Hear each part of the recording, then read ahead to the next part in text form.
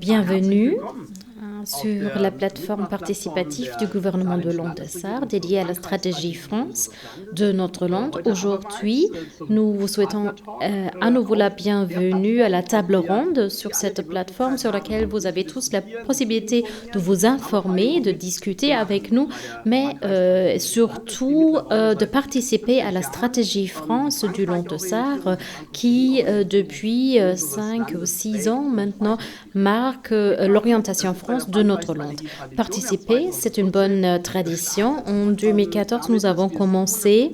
Nous avons contacté 740 acteurs de l'Allemagne et de la France et d'au-delà pour savoir comment nous devrions structurer notre stratégie France. Et à partir de tous les retours que nous avons reçus, nous avons développé ce que nous faisons avancer ensemble à l'heure actuelle. Et la possibilité de faire cela dans les deux langues et de faire cela à partir de chaque lieu dans le monde existe depuis novembre. Ces dernières semaines, nous avons organisé plusieurs manifestations dédiées à la stratégie France sur ce portail participatif avec des invités, des participants de la Wallonie, de Paris, de Strasbourg, de la Sarre et de beaucoup d'autres endroits du monde.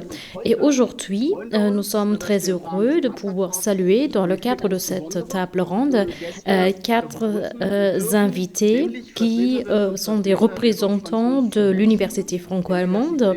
Marjorie Berthommier, la secrétaire générale de l'Université franco-allemande. Madame Berthommier, soyez la bienvenue. Isabelle Marat, expert international et senior fellow du Centre international de formation européenne. Madame Marat, donc je vous souhaite également la bienvenue. Vous allez présenter l'Université franco-allemande, ce qu'elle est, comment elle fonctionne, comment elle travaille. Mais nous avons également 2 personnes qui vont pouvoir nous expliquer comment il est d'y faire ses études et de présenter les 186 filières. Paula Hahn est une diplômée de la filière de biologie humaine et biologie nucléaire de Saarbrück et Strasbourg. Et elle a fait son diplôme à l'université franco-allemande et elle participe aujourd'hui à notre table ronde à partir de Stockholm. Et Pascal Fickert est également un diplômé de l'université franco-allemande. Il a fait des études d'informatique avec le point principal informatique décisionnel. Elle participe à notre table ronde à partir de Luxembourg. C'est donc, nous avons donc des participants internationaux pour discuter de l'université franco-allemande. Nous, les Sarrois, sommes particulièrement fiers que depuis 1987, l'université franco-allemande ait son siège administratif à Saarbrück. Et vous organisez votre réseau de 186 filières à partir de Saarbrück et beaucoup de personnes seront physiquement, ils le feront quand il sera à nouveau possible à Saarbrück pour faire avancer la coopération franco-allemande. Et vous êtes donc un partenaire très important pour nous en ce qui concerne la mise en œuvre de la stratégie France. Et c'est pourquoi je vous remercie de cette très bonne coopération. Madame Berthommier, nous avons déjà traité beaucoup de thématiques ensemble cette année. C'est pourquoi nous sommes particulièrement heureux de vous saluer aujourd'hui et nous attendons avec impatience ce que vous allez présenter. Merci beaucoup, Monsieur Tass. Nous sommes également très heureuses de la part de l'Université franco-allemande d'avoir notre siège administratif à Saarbrück depuis maintenant 20 ans.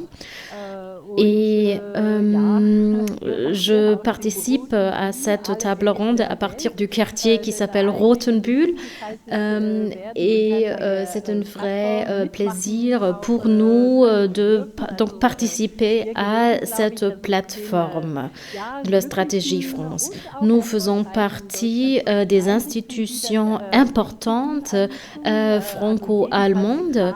Notre institution est portée à part égale par les 2 États. Nous avons notre siège administratif en Sarre, comme vous l'avez dit, et à partir de cela, nous animons le réseau des différentes universités et d'autres institutions scientifiques en Allemagne, France et dans des pays tiers. Mais je vais d'abord dire quelques mots sur les filières intégrées franco-allemandes. Donc, qu'est-ce que c'est qu'une filière intégrée franco-allemande? Ce sont donc des filières dans presque toutes les disciplines. N'importe si nous parlons des sciences humaines, sciences juridiques, sciences naturelles ou des branches MINT ou par exemple la formation des enseignants. Donc ce sont des filières par rapport auxquelles deux universités allemandes et université française se sont unies pour pouvoir offrir des études donc conjointes à des étudiants qui donc dans des groupes mixtes d'Allemands, de Français et d'étudiants internationaux vont passer la moitié du temps, la moitié de leurs études dans une institution et l'autre partie dans l'autre institution. Et à la fin, ils auront les deux diplômes des deux institutions. Et grâce à cela, ces étudiants peuvent donc passer du temps donc dans le pays donc partenaire. Donc ça c'est la partie la plus importante du travail quotidien de notre réseau. Ce que nous faisons, c'est de faire promouvoir ce réseau et promouvoir en même temps la mobilité des étudiants. C'est-à-dire, si un étudiant fait ses études dans le pays partenaire, donc il va recevoir une aide à la mobilité d'environ 300 €. Et ceci simplifie normalement la vie donc, et les études pour ces étudiants. Il y a également un réseau d'anciens étudiants de l'université franco-allemande qui a été créée et qui comprend entre à peu près 21 000 anciens étudiants de l'université franco-allemande et il y a environ 6 400 étudiants par an qui font leurs études dans le cadre de l'université franco-allemande et qui font donc un double diplôme et qui, donc grâce à cela, ont une entrée dans la vie professionnelle qui est donc plus simple sur les deux marchés de l'emploi. Et de manière complémentaire à cela, à notre thématique principale, nous faisons également avancer la mobilité des jeunes chercheurs grâce à des collèges de doctorants franco-allemands ou grâce à des co-tutelles franco-allemandes et également grâce à des manifestations scientifiques dont nous organisons environ 100 par an et qui contribuent également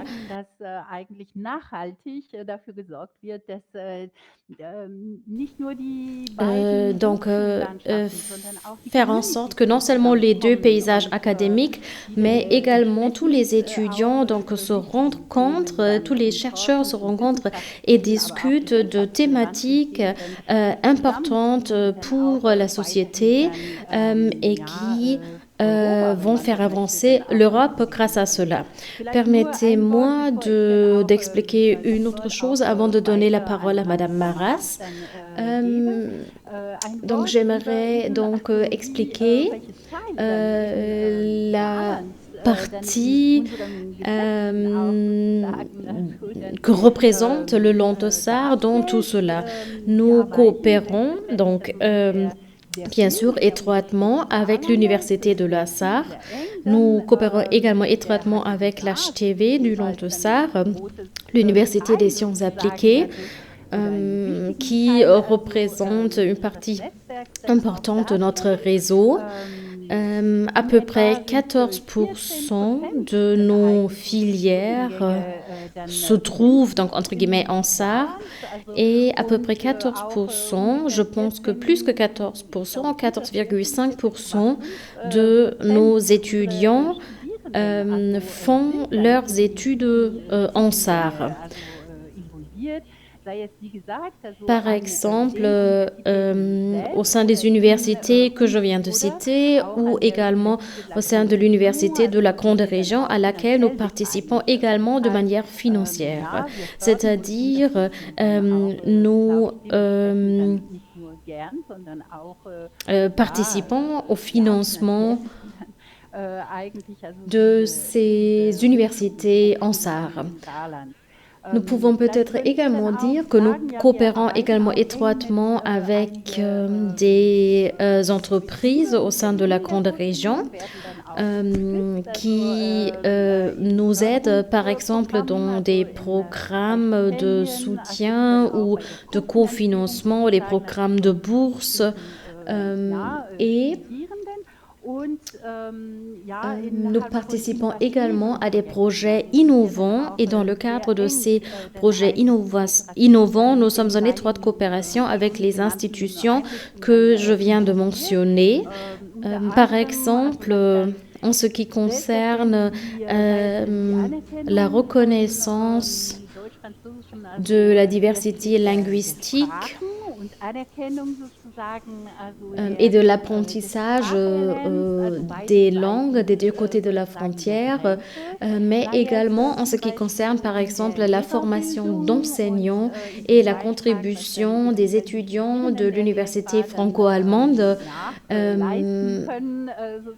pour l'élargissement de l'offre de formation d'enseignants en SAR, ou par exemple en ce qui concerne des questions de technologie numérique et de la question comment on peut faire se rapprocher des universités qui traitent des thématiques numériques comme par exemple l'université Lorraine ou l'université de la SAR.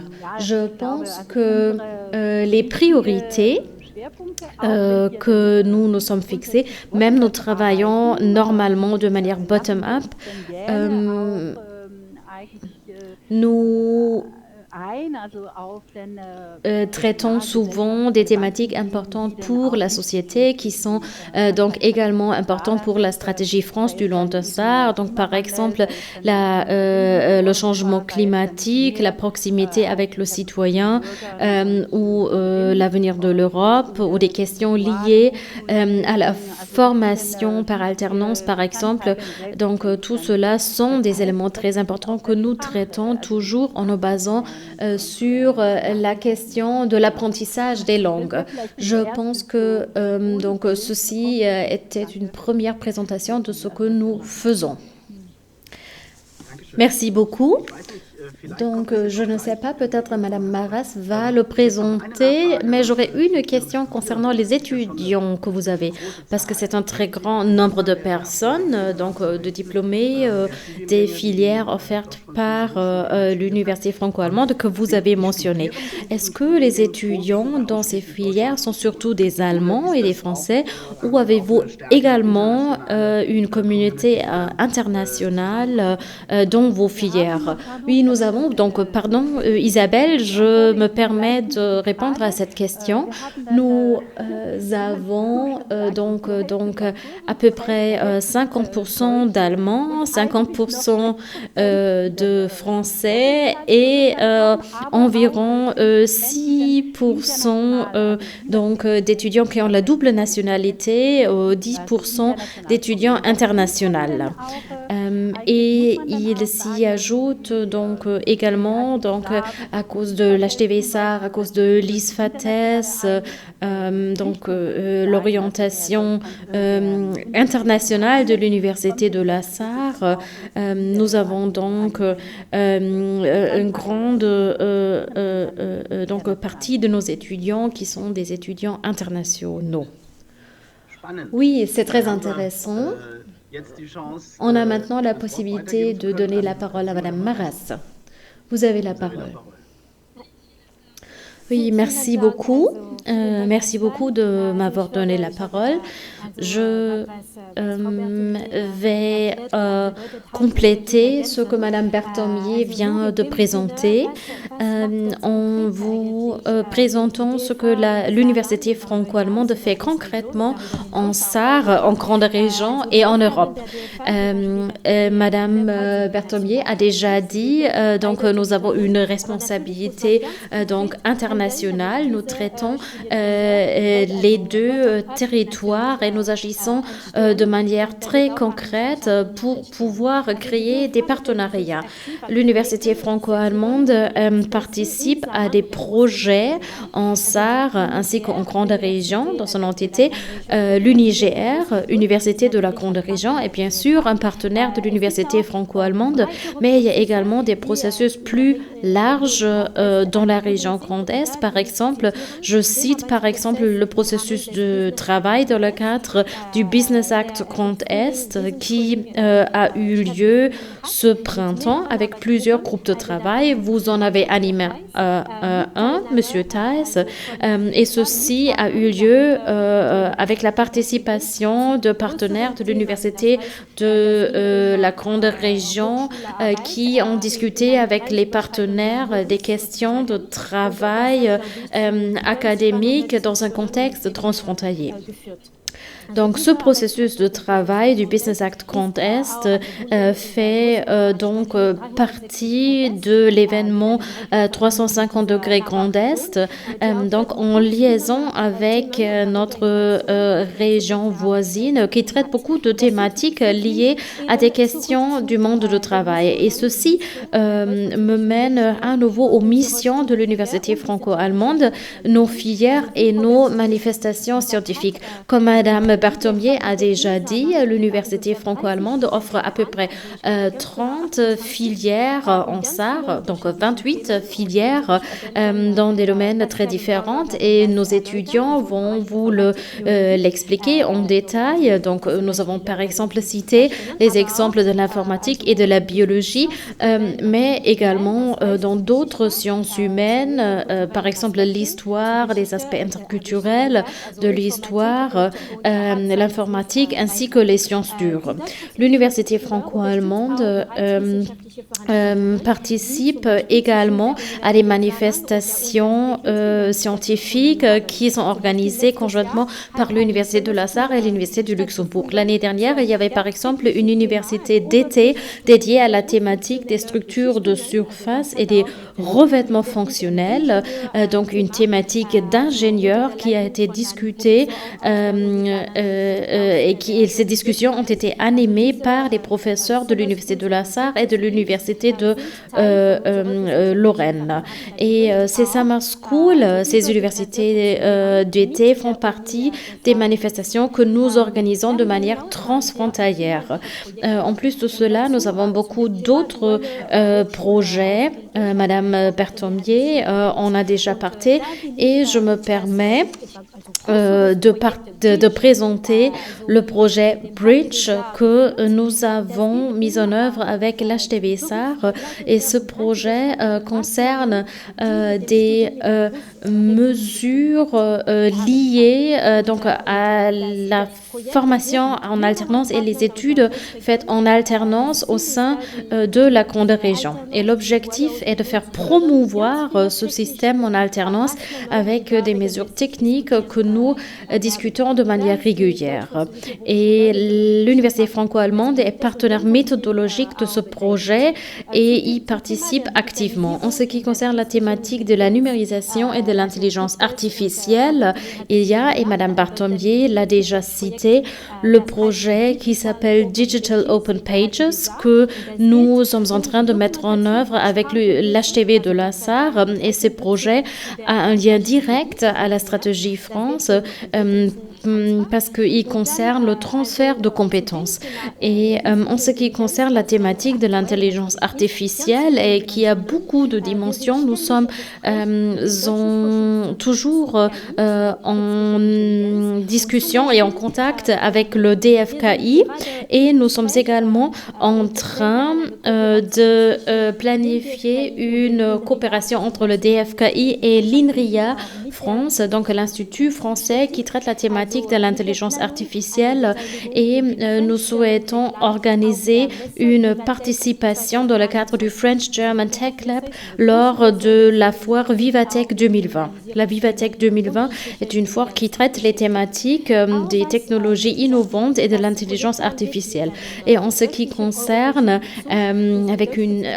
les projets avec une dimension européenne, là aussi l'université franco-allemande est très active et nous pouvons lier les aspects régionaux en SAR avec la dimension européenne. Je me permets par exemple de citer l'exemple des tables rondes appelées Debattenreihe Utopia Europa. Donc c'est une série de tables rondes organisées avec l'ambassade à Berlin. Donc ceci comme par exemple pour la dimension européenne de nos travaux. Et je me permets de citer un dernier exemple avec le projet des universités européennes. L'université franco-allemande englobe 74 universités qui font partie des alliances franco-allemandes et qui ont été choisies ces 2 dernières années. Et l'université de la SAR fait par exemple partie d'une alliance qui s'appelle Transform for Europe, European University for Knowledge Entrepreneurs, et ceci montre le lien entre ce que nous faisons de manière régionale, locale ou binationale avec cette dimension européenne. Donc ceci c'est tout donc, de ma part et je suis à votre disposition si vous avez d'autres questions. Oui, merci beaucoup de cette présentation. Donc, avant de donner la parole aux étudiants, respectivement aux diplômés, j'aurais une question à poser concernant les filières. Donc, 186, c'est un très grand nombre, mais ce ne sont pas toutes les filières binationales qui existent entre la France et l'Allemagne. Donc, qu'est-ce que je dois faire si, en tant qu'enseignant, je souhaite proposer une filière franco-allemande et surtout si j'aimerais avoir le label Université franco-allemande pour ma filière. Ok, je ne sais pas, Isabelle, si vous souhaitez répondre ou compléter ce que je veux dire. Et bien sûr, les étudiants vont également compléter ce que je vais dire. Donc, la première chose, c'est l'envie. Il faut avoir envie à faire des études franco-allemandes. Il faut avoir envie à rencontrer des gens, envie de faire des études dans un autre pays, de tester l'interculturalité, de nouvelles méthodes scientifiques, de nouvelles de nouvelles méthodes pédagogiques. De l'envie, de l'ouverture et bien sûr des connaissances de la langue allemande, respectivement de la langue française, sont également nécessaires. Donc, bien sûr, là, il y a des grandes différences.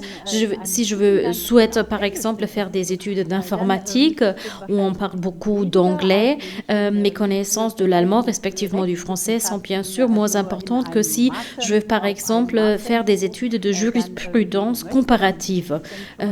Parce que là, j'ai bien sûr besoin d'un certain niveau de compétences linguistiques. Mais l'université franco-allemande accompagne aussi ses étudiants en ce qui concerne la préparation et le suivi des cours en ce qui concerne l'apprentissage de la langue du partenaire. Et une dernière remarque ou une dernière chose qui est nécessaire si donc on veut faire des études à l'université franco-allemande. Il ne faut pas avoir peur d'être confronté à des défis parce que bien sûr, ce n'est pas toujours difficile et ce n'est pas toujours facile de faire des études franco-allemandes parce que on fait ce que d'autres font dans un pays, donc on le fait dans une seule filière, donc dans 2 pays. Et je pense qu'à cause de ces défis qui doivent relever, nos étudiants, nos diplômés ont beaucoup de succès en ce qui concerne leur entrée sur le marché de l'emploi. Plus de 75% de nos diplômés trouvent dans les 6 mois, donc après les fins de leurs études, un emploi et réussissent donc sur le marché de l'emploi européen et même international. Oui, merci beaucoup. Nous avons déjà reçu de premières questions et je souhaite les poser aux 2 anciens étudiants qui sont parmi nous aujourd'hui. Madame Rose Brook a demandé sur Facebook, a-t-il la possibilité d'entrer en échange direct avec des diplômés de l'université franco-allemande si je m'intéresse pour les filières de l'université franco-allemande? Et la réponse est oui, vous avez maintenant la possibilité d'entrer en contact avec des diplômés de l'université franco-allemande. On va d'abord donner la parole à Madame Paula Hahn qui participe à partir de Stockholm et qui peut nous parler de ses expériences parce qu'elle vient de terminer ses études de biologie humaine et moléculaire à Saarbrück et à Strasbourg, si je me souviens exactement. Donc, Madame Hahn, comment se passe-t-il si on fait des études au sein de l'université franco-allemande? Oui, donc j'ai passé 2 ans à Strasbourg et après cela j'ai fait mes études pendant 1 an à Saarbrück où j'ai fait ma thèse de bachelor. Ce qui m'a beaucoup plu, c'est que j'étais capable de profiter des avantages des 2 universités.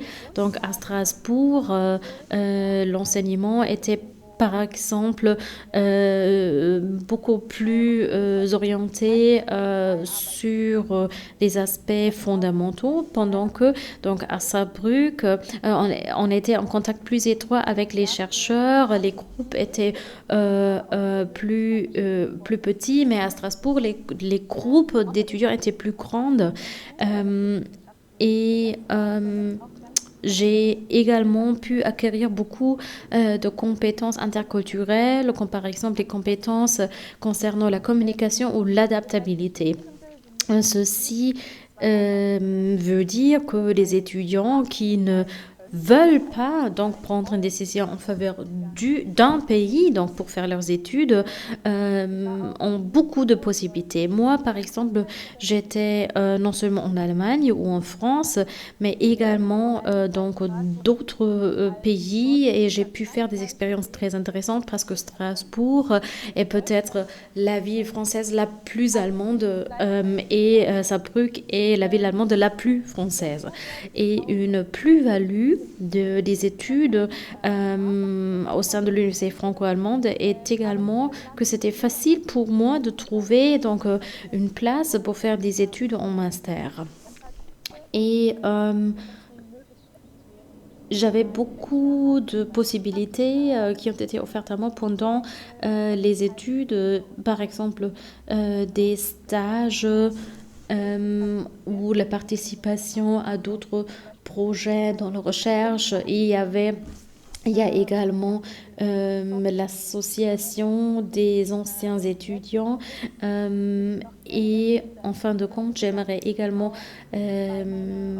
mentionner que ces études ont également contribué à mon orientation donc européenne et je me suis rendu compte du fait qu'une telle filière transfrontalière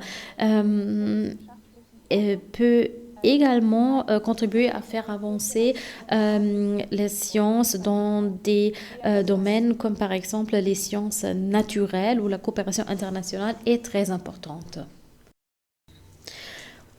Oui, merci beaucoup, Madame Han. Si je peux me permettre, je vais poser 2 questions. Vous êtes à Stockholm maintenant. Donc une ville qui, nous le savons tous, se trouve ni en Allemagne ni en France. Avez-vous donc dit, donc après la fin de vos études, j'aimerais sortir donc de l'Allemagne, de la France pour faire des expériences donc internationales. Donc dans quelle mesure est-ce que ce que vous avez appris au sein de l'université franco-allemande vous aide? Comment voyez-vous aujourd'hui, quand vous faites vos études en Suède, le contexte franco-allemand? J'ai profité de mes études au sein de l'université franco-allemande comme plateforme pour pouvoir donc avancer dans le domaine européen.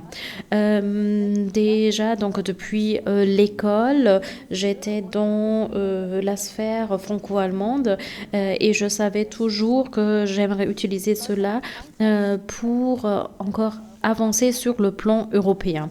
L'Allemagne et la France sont des pays très importants en Europe, mais surtout dans le domaine de la recherche, la langue anglaise est très importante.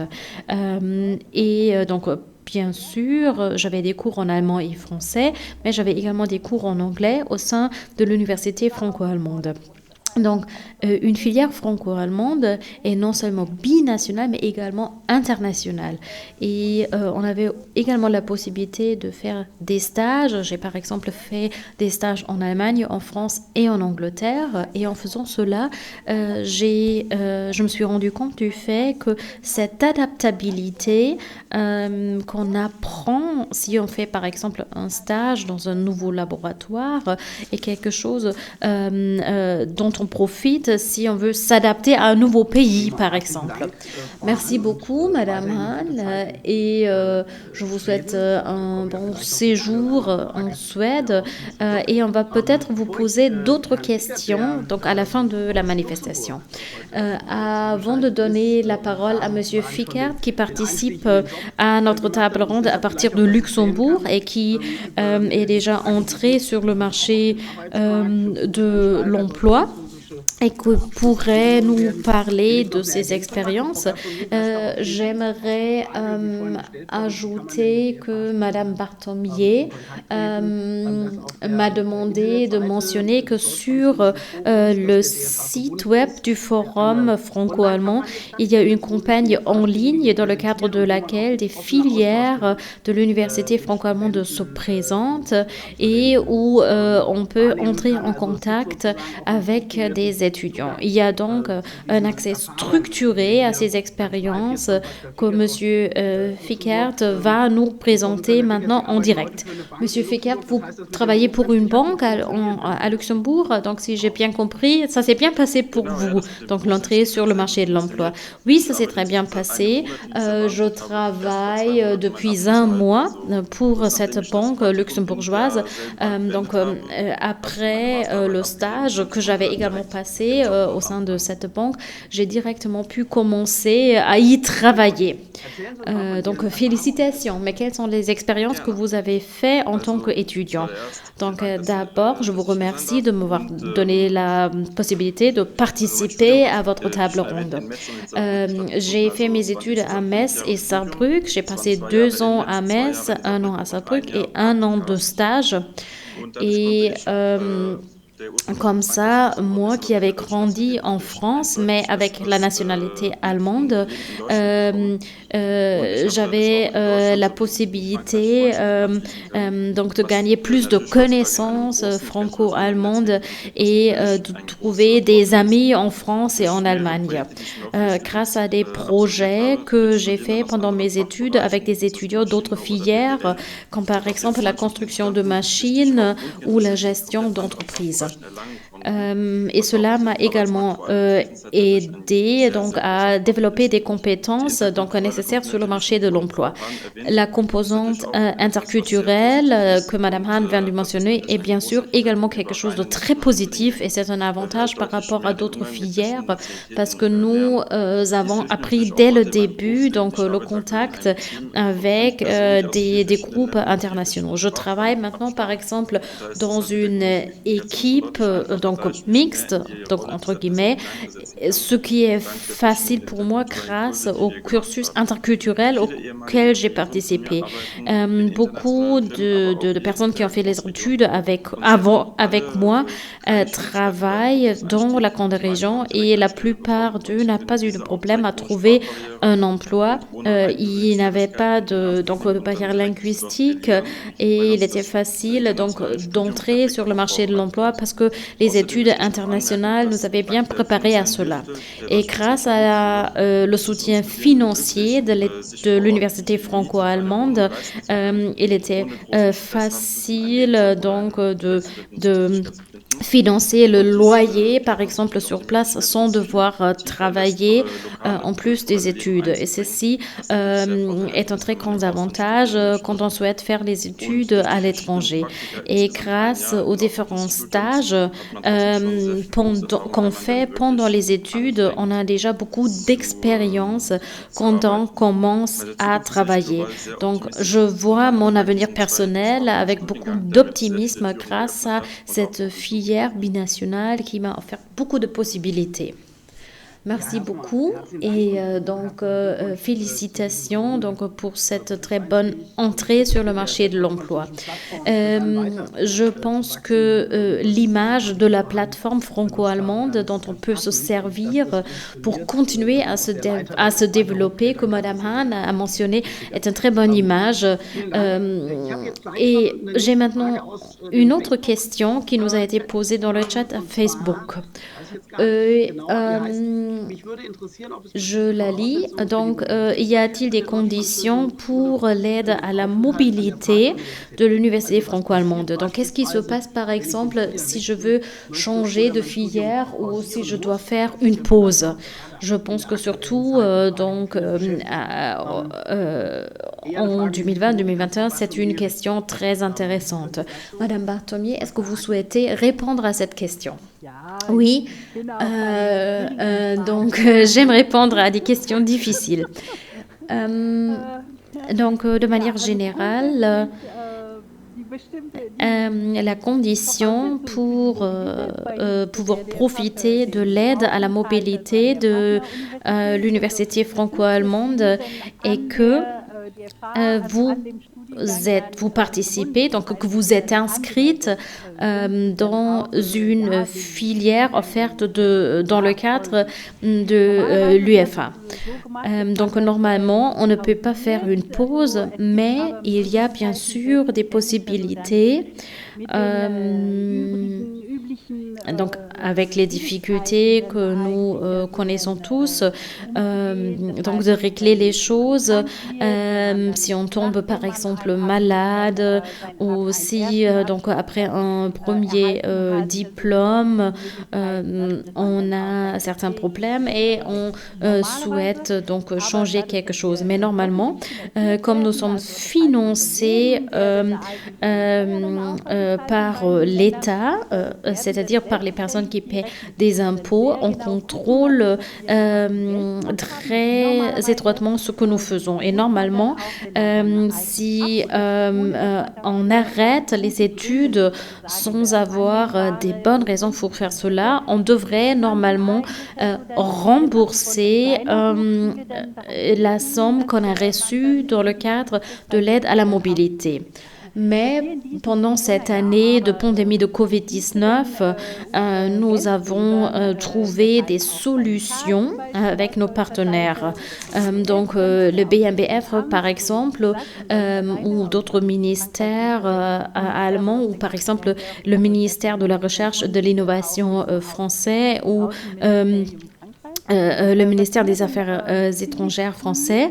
Donc, avec ces partenaires, nous avons négocié pour trouver des solutions, des meilleures solutions pour les étudiants. Et nous nous sommes mis d'accord sur le fait de traiter donc ces thématiques avec beaucoup de souplesse. Donc bien sûr, les étudiants doivent déposer une demande donc en contactant les universités, mais nous sommes partis du fait que seulement les étudiants qui arrêtent de manière définitive leurs études ne peuvent plus profiter de l'aide à la mobilité. Et cette souplesse dont nous faisons preuve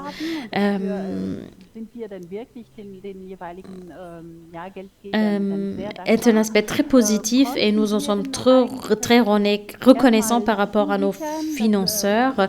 Et grâce à cela, nous pouvons garantir à nos étudiants qui n'auront pas de problèmes supplémentaires à cause des problèmes liés à la mobilité physique. Donc, en dépit de la pandémie de COVID-19, en dépit des difficultés auxquelles les étudiants sont confrontés par des obstacles à la mobilité, nous avons un taux d'abandon qui n'était pas très élevé jusqu'à maintenant. Je ne sais pas si ça suffit donc en tant que réponse. Les représentants des étudiants nous ont remercié pour cela et ont confirmé que c'est une mesure qui a été vraiment très utile pour ces étudiants en cette année de crise. Donc, je pense que si Madame Koenig, qui a posé cette question sur Facebook, si elle a encore d'autres questions, on pourrait vous faire entrer en contact direct avec elle pour que vous puissiez ajouter donc d'autres informations. Mais je me permets d'ajouter une autre question concernant la mobilité transfrontalière. Donc, faire ses études dans deux pays, vivre, travailler dans deux pays, ce n'est pas toujours facile à cause des règles, à cause des systèmes qui sont très différents. Nous agissons beaucoup pour simplifier les choses, mais il y a des choses qui restent compliquées. Madame Barthomier, vous avez participé au Business Act de la région Grand Est et vous avez proposé de créer un statut d'étudiant transfrontalier, c'est-à-dire un statut juridique particulier pour les étudiants transfrontaliers. À quoi un tel statut pourrait servir? Quelles seraient les améliorations, les avantages pour vos étudiants? Il y a plusieurs aspects qui feraient donc partie de cela. Donc d'abord, la mobilité concrète, c'est-à-dire si je veux avoir une simplification en tant qu'étudiant, par exemple, plus simplement me déplacer à l'aide des transports publics d'un pays à l'autre et je n'aurais pas forcément besoin de 2 cartes d'étudiants. Donc ceci serait par exemple un des avantages d'un tel statut transfrontalier. Ce serait une vraie simplification donc en pratique. Dans le cadre de la formation universitaire en alternance que Madame Maras vient de présenter, ceci serait lié donc à une convention unique, c'est-à-dire les apprentis ou les étudiants dans le domaine académique pourraient profiter d'une convention unique et ceci pourrait être très utile pour les étudiants, d'un côté, qui pourraient donc profiter du système académique dans les deux pays grâce à une seule convention. Et ça a été mentionné par Madame Hahn et Monsieur Ficard, ça pourrait également contribuer à l'identité, parce que je pense que donc si moi, en tant qu'étudiante, par exemple, j'aurai donc un vrai statut. Et grâce à ce statut, donc, je peux donc montrer que je fais partie de cette communauté.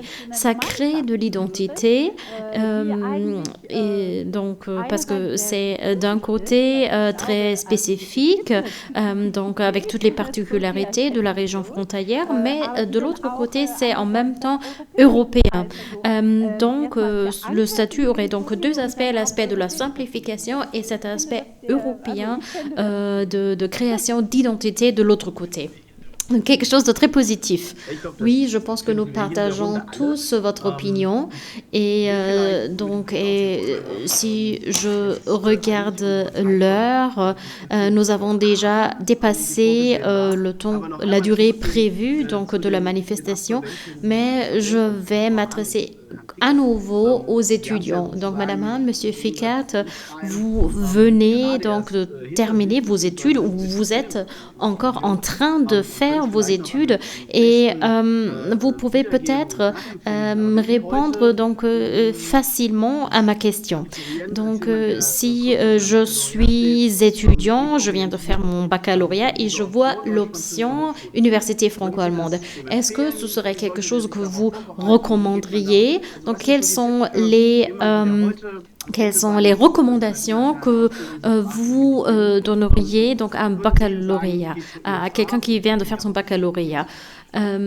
Oui, donc je recommanderais absolument donc de faire des études au sein de l'université franco-allemande, même si on n'est pas à 100% convaincu donc des connaissances linguistiques. J'ai par exemple des amis dont les connaissances linguistiques n'étaient pas parfaites donc au début des études, mais on pour améliorer leurs connaissances. Je ne peux donc que recommander de faire des études au sein de l'université franco-allemande parce que c'est très enrichissant. On apprend beaucoup plus que seulement les contenus donc, de la filière. On apprend également des soft skills qui sont très utiles sur le marché de l'emploi. Donc, je ne peux que recommander de faire des études au sein de l'université franco-allemande.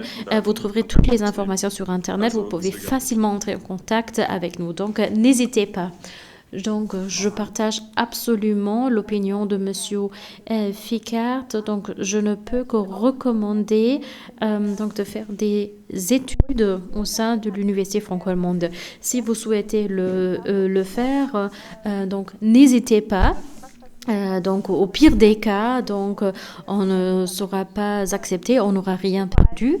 Mais si donc on peut commencer à faire ces études au sein de l'université franco-allemande, on peut approfondir les connaissances linguistiques dont on dispose. Pendant les 2 années que j'ai passées à Strasbourg, j'avais par exemple le temps de préparer déjà les contenus de la 3e année donc à Saarbrück. Il y avait des cours d'allemand, des cours de français, etc.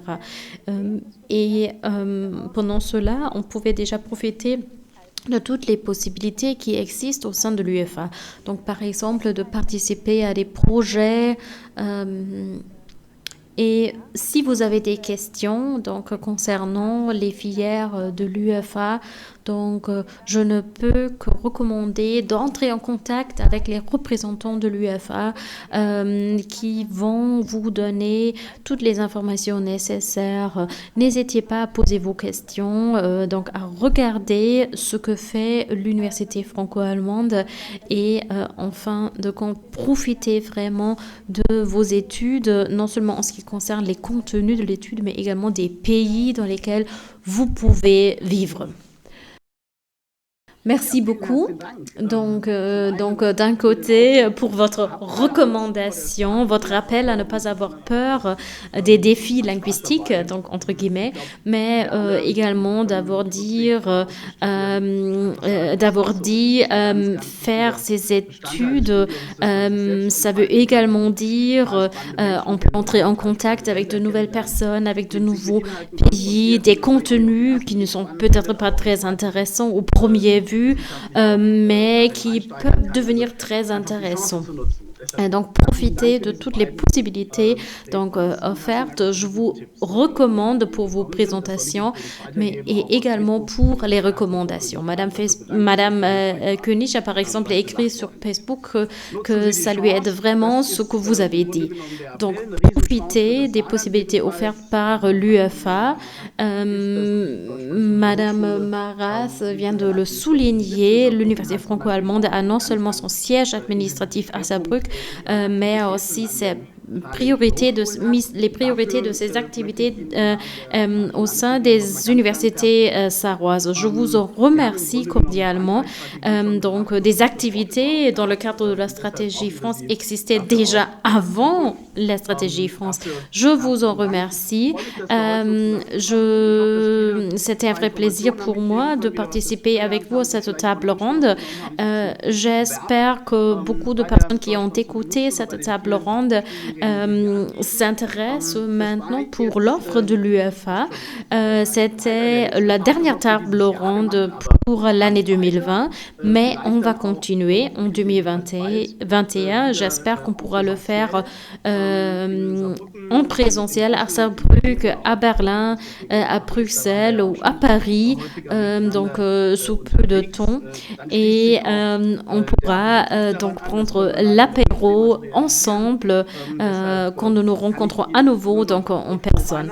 Maintenant, il me reste que vous souhaitez bonne fête de fin d'année. Et Madame Hahn, aidez-moi. Comment on dit bonne fin de fête d'année en suédois? God jul. Oui, donc God jul à Stockholm, à Luxembourg. Et je vous remercie cordialement d'avoir participé à cette table ronde. C'était un vrai plaisir. Bonne fête de fin d'année et restez en bonne santé. Merci beaucoup et à très bientôt. Ciao.